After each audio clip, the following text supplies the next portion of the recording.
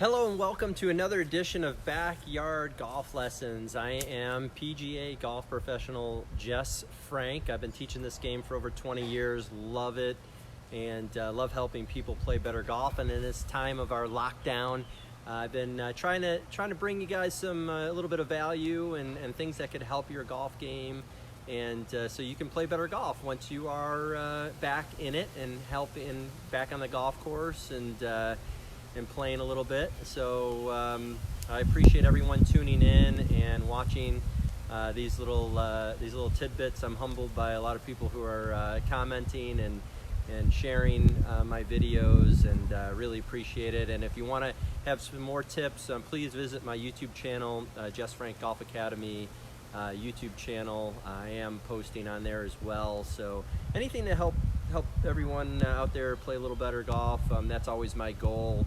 And I've been blessed to meet a lot of people in the golf industry and just want to get back a little bit. So that's why I'm doing these. And today, I actually just got off the phone with a phenomenal guy, a great friend of mine, somebody who started me in the business as a teacher.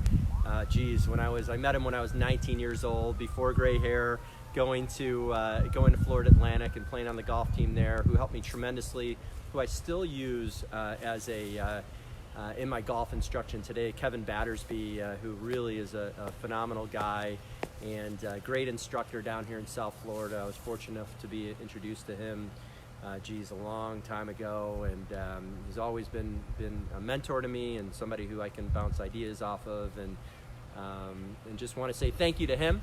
And today's backyard golf lesson is dedicated to Kevin Battersby, and so what I learned from Kevin is when I first came to Kevin, I was hitting kind of a weaker push slice, and something that I didn't really like when I first met him. And after we worked together and we put time in, I developed a really nice draw, and I could hook the ball. I mean, no problem, hook the ball.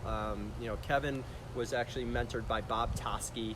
And Bob always made everything really simple, and so when I worked with Kevin, the biggest thing we worked on was the grip, was the left hand grip, making sure that the Snuf Box, basically the way your hand is here, I'm going to tilt this down a little bit, is that the snuff, if I hold the golf club in my left hand like this, the Snuf Box right here, where the thumb comes up and your pointer finger comes up to meet, this part of your hand should be on the right side of your grip. That is super, super important. The other part of the grip here is making sure it's in the fingers of your left hand. So you can see this here. This is your lead hand. For me, my lead hand, so the fingers of my left hand is super important here.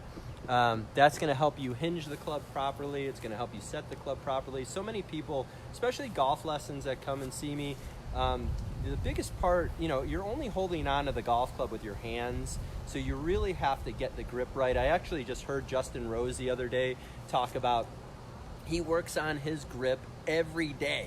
And this is Justin Rose, who's won major championships and all around the world, one of the top 10 players in the world on a yearly basis. And so I see a lot of people who come to me with the grip in their palm of their left hand.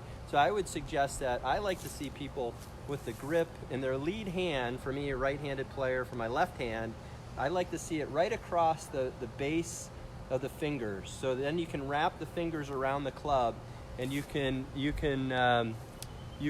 let the heel pad of your left hand sit on top of the club. So now when I put it down like this, you can see is that it's not up in my palm. It's definitely under my heel pad with my fingers. I could actually release my fingers right here and let my fingers hang out right here, and let this, you can see I can hold it underneath my heel pad.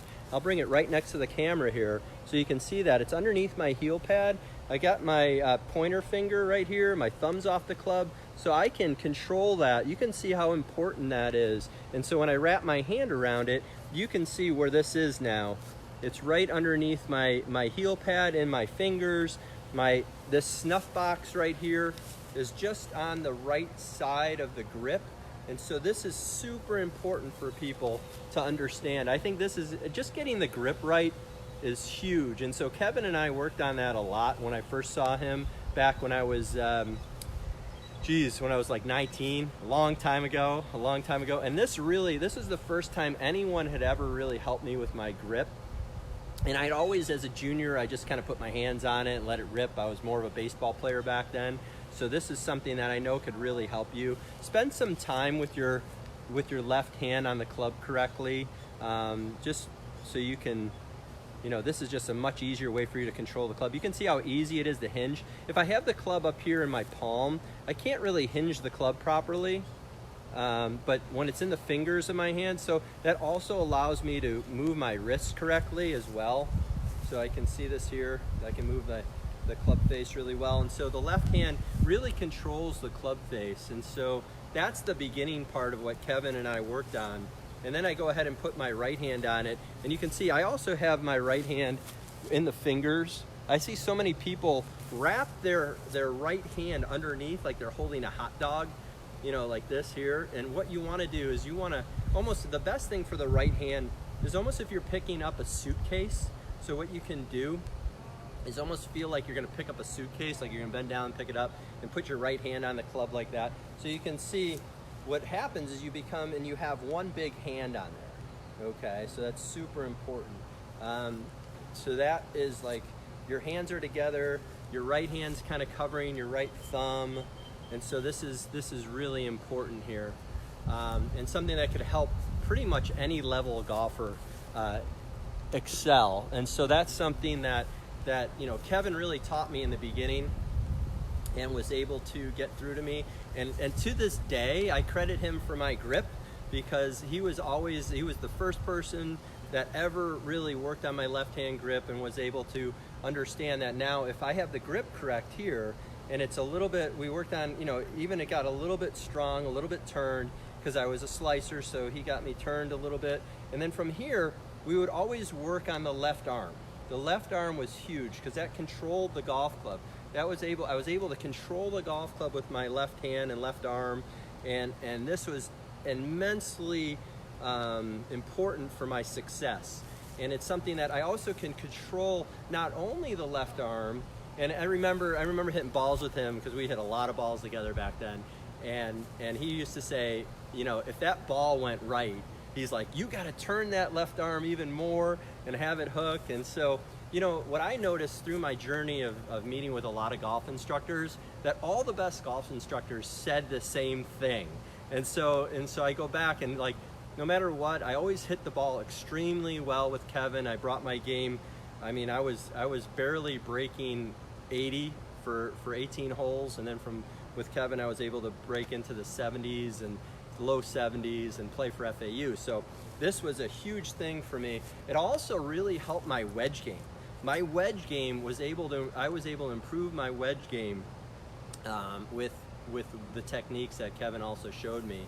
And so basically what we went from was this right here. So left arm, we always talked about swinging the left arm to the right. So the butt of the club would swing to the right, and I'd be able to turn the club face.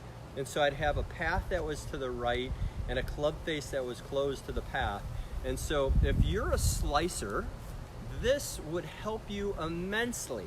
So if you slice the golf ball and you hit the ball off the toe, this is something that could really help you. So you're swinging the butt of the club to the right and turning the face down. And what that did was, and I remember Kevin showing me books of Tom Watson and Ben Hogan, and the bowing of the left hand and left arm, or the bowing of the left hand and the left wrist. And this was always the best golfers.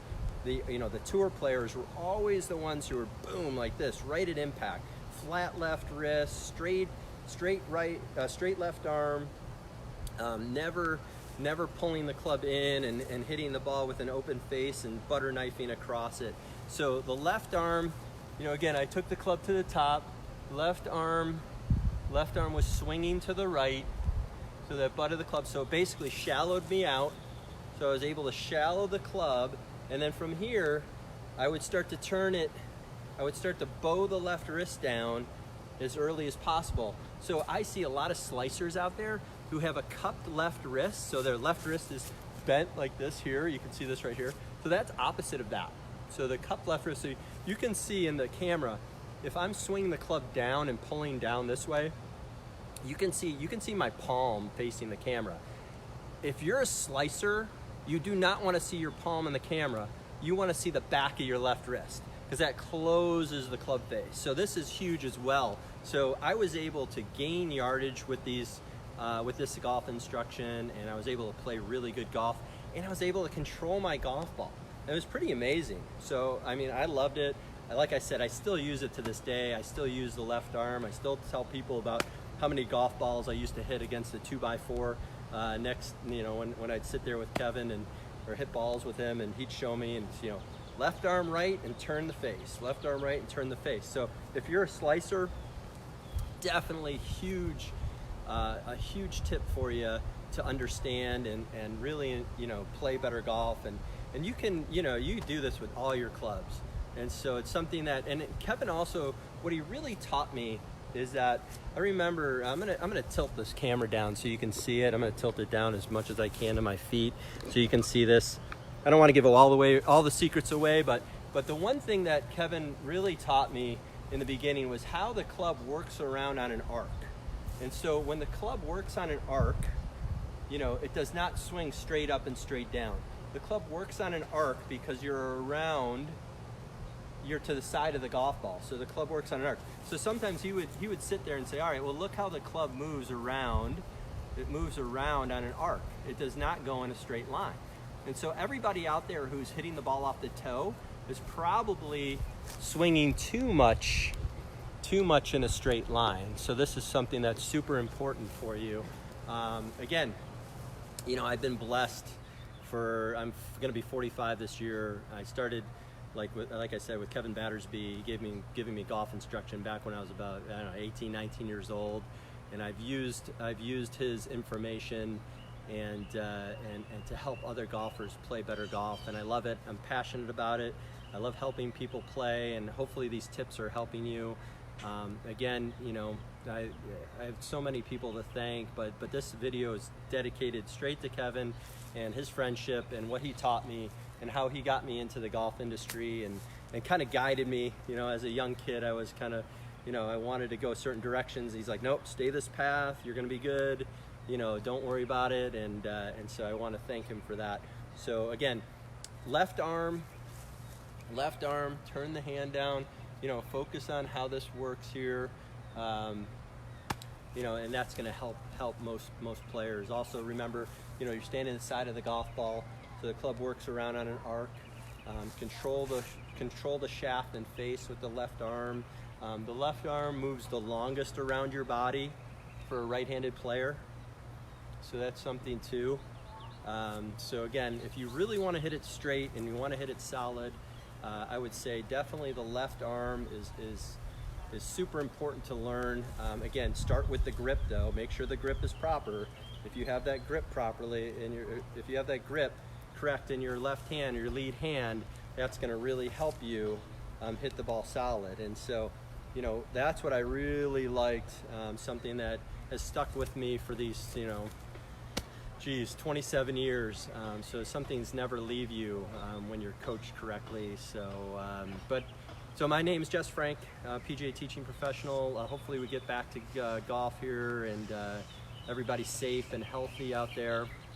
If you have any questions or comments, please leave them in my comment section below. I was also offering free online golf lessons. So if you have a golf swing out there that you want me to take a look at, I would love to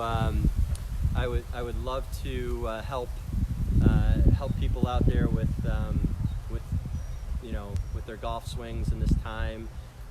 Just looking to give back a little bit, and you know, so again, questions or comments in there in the comment section. And I appreciate that, Kevin. Thanks for watching.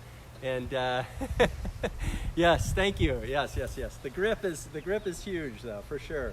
You can't go wrong with a good grip, and that's something that I can you know, pass on to all my students and anyone who I've ever worked with. I can't tell you how many times I've told somebody about the Snuf Box over the last 20-some years. So, but I appreciate that. Thank you, sir. And again, thanks for watching. My name's Jess Frank. These are backyard golf lessons. I'm trying to post as much as I can throughout these days. And like I said, also check out my Jess Frank Golf Academy YouTube channel, because what I like to do is I like to take these videos that I do for the backyard golf lessons and transfer them over to YouTube, so you can have them there and watch them there. So hopefully that you can find some good tips over there as well. So thanks again for watching. Have a great day. Be safe, and we'll see you soon. Thanks again. Bye-bye.